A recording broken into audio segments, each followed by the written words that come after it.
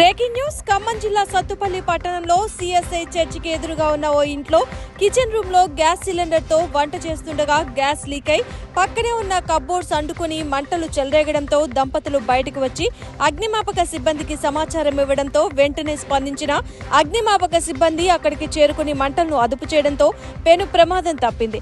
కొత్త gas cylinder regulator అమర్చి వంట చేస్తున్న క్రమంలోనే లీక్ అయి మంటలు చెలరేగాయని, రెగ్యులేటర్ సరిగ్గా అమర్చుకుని వంటలు చేసుకోవాలని ఫైర్ సిబ్బంది తెలిపారు. ఈ సందర్భంగా సుమారు 3 లక్షల ఆస్తి నష్టం జరిగినట్లు అంచనా వేస్తున్నారు.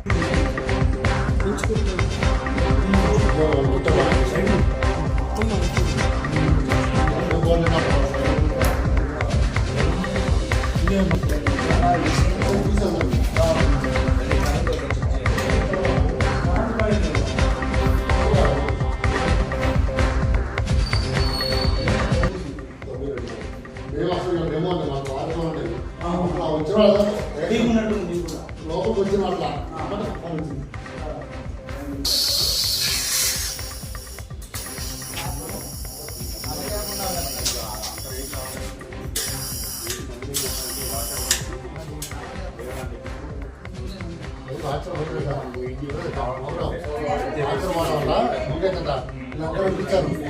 స్టవ్ కూడా మంటుందా కలిసి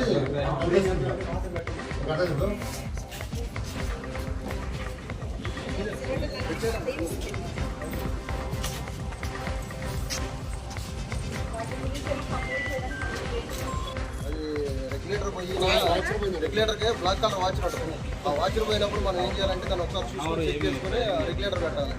అది పెట్టుకోండి. ఇది పెట్టిన క్రమంలో ఏమైందంటే గ్యాస్ వదిలి వంట చేస్తున్న క్రమంలోనే ఆటోమేటిక్ గ్యాస్ అందుకునే ఛాన్స్ ఉంటుంది.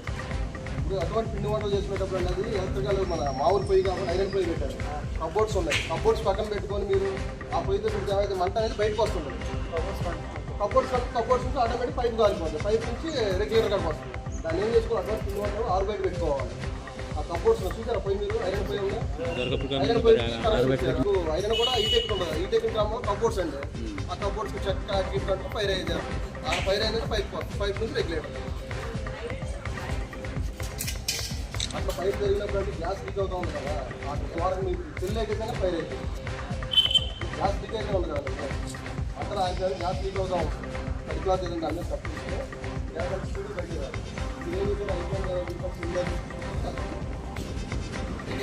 ఫైర్ అనుకోండి.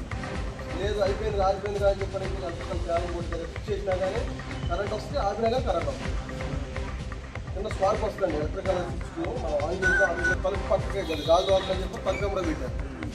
ఈ కాంతా పోయి ఆ తలుపు దగ్గర తలుపు కానీ తలుపు నుంచి పైప్ నుంచి గ్యాస్